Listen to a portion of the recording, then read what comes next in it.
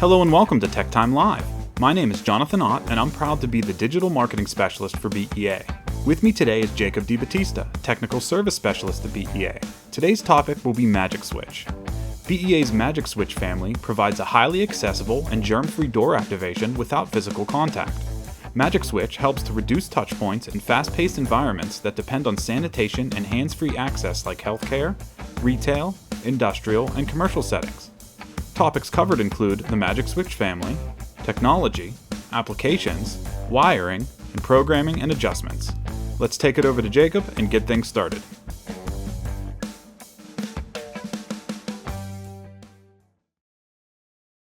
Welcome everyone to Tech Time Live. I'm Jake with BEA Tech Service.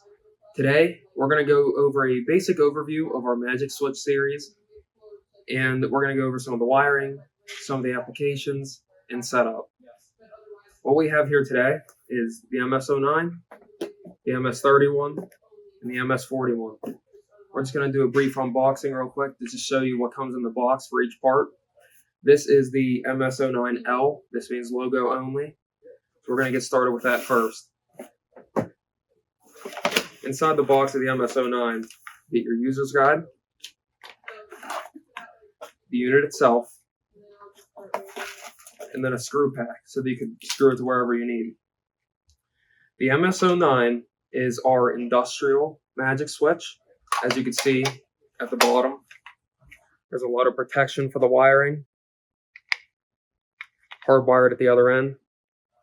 Also NEMA 4 rated. So this could take a little bit of a hit. It's ideal for your industrial setting.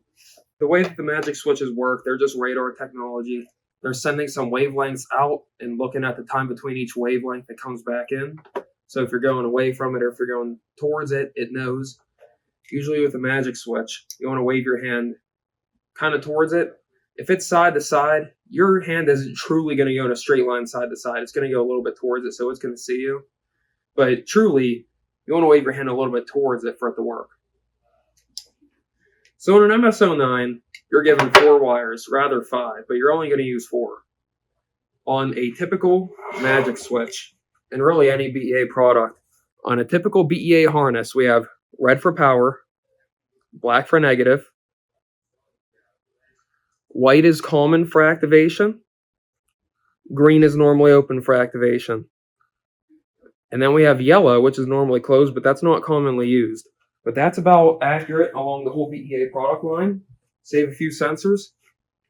If we take the MS09 head off, this part right here is the radar.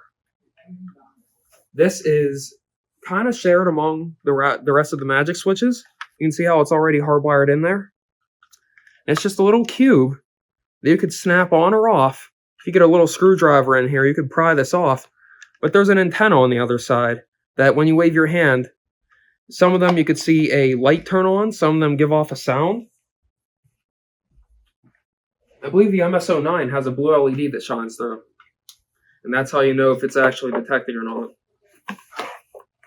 So that's the 09, just to keep it as simple as possible in terms of a basic overview. We're going to move on to the MS31. And it's a little bit different. It's not as heavy duty as the 09, and it's also not as heavy duty as the 41. 31 comes with the user's guide. This is the head. I want to show this up close. This is the same housing that's in the 09. So you can see where you have the radar head. There's some potentiometers for sensitivity and hold time adjustment. And then you have your little LED that goes off whenever you wave your hand. Same harness, already wired in. We have quite a few components when it comes to the 31. We have an adapter plate. We have the little grommets that go behind. We have a screw pack,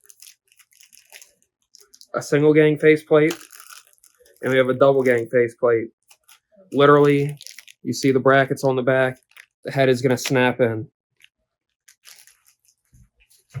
The MS31 is meant for swing or sliding doors, And technically it can be used in an industrial setting. It's just not the recommendation.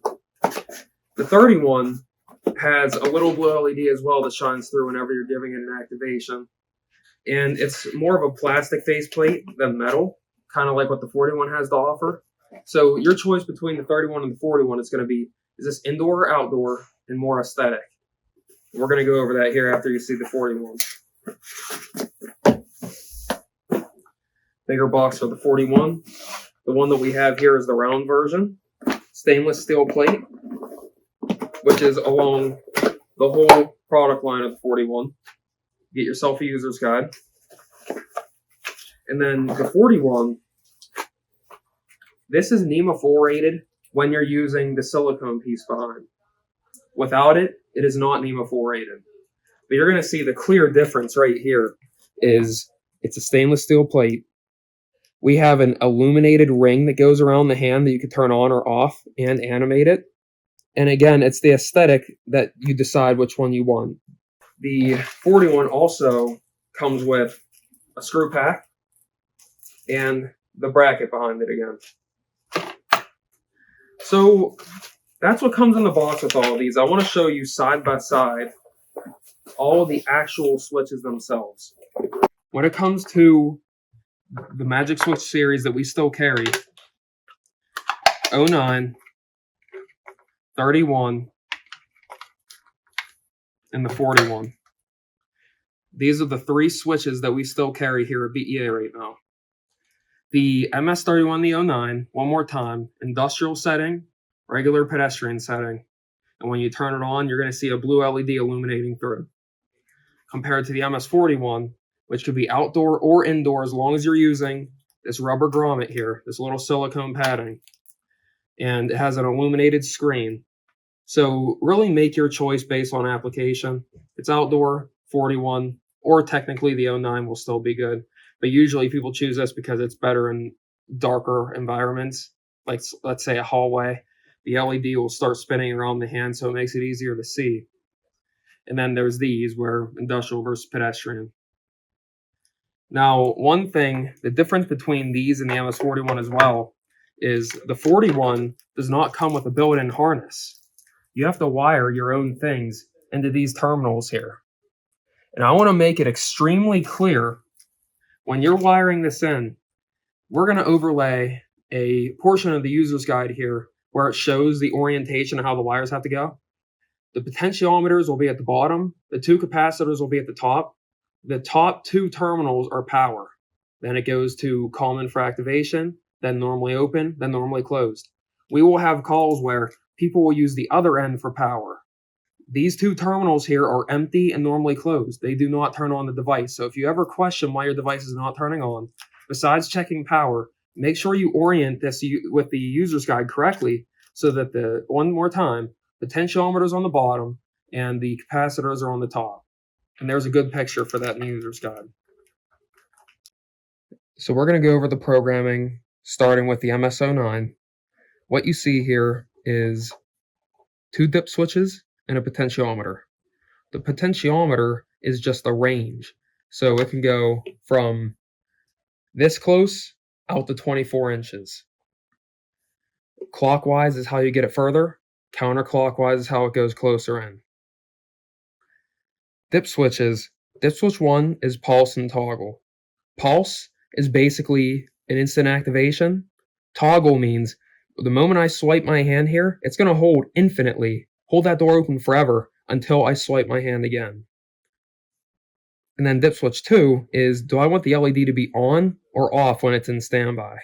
It flip-flops the LED so it turns off when in activation or it turns on when in activation.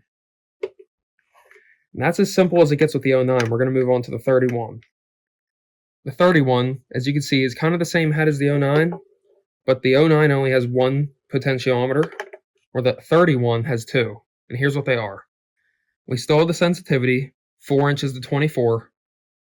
Now we have hold time, half a second to 30 seconds. So when I swipe my hand, it'll hold for a half second at default. But if I crank this up all the way to max, now when I swipe my hand, it's going to hold for 30 seconds. The dip switches are the same. It's either going to be pulse or toggle, which we went over, or LED on or off when in detection. The 41 is when it gets a little different. Before I talk to you about the programming on the MS41, I want you to understand this is the orientation when you do your wiring.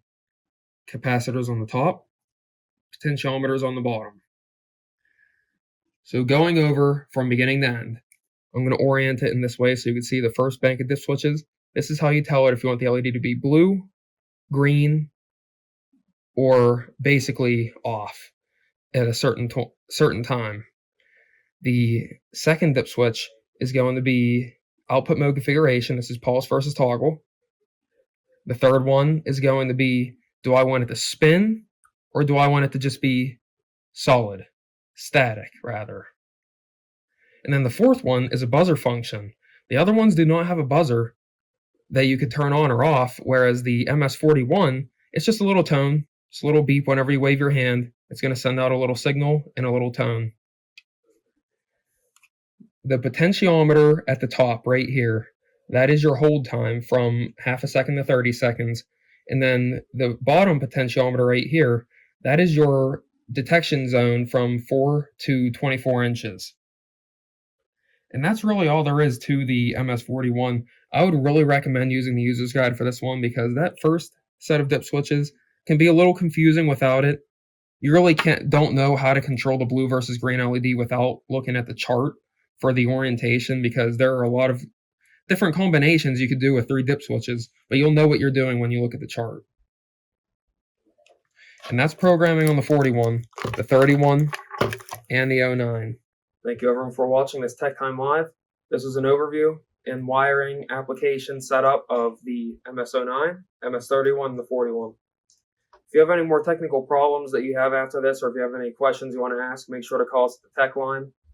If you have any part numbers you need, make sure to call the sales line. Other than that, user's guide usually helps you with your problems, but we are definitely available for a call. If you like these videos, make sure you like them, comment your thoughts on what you want us to do next, and subscribe for more trainings in the future. We'll see you next time.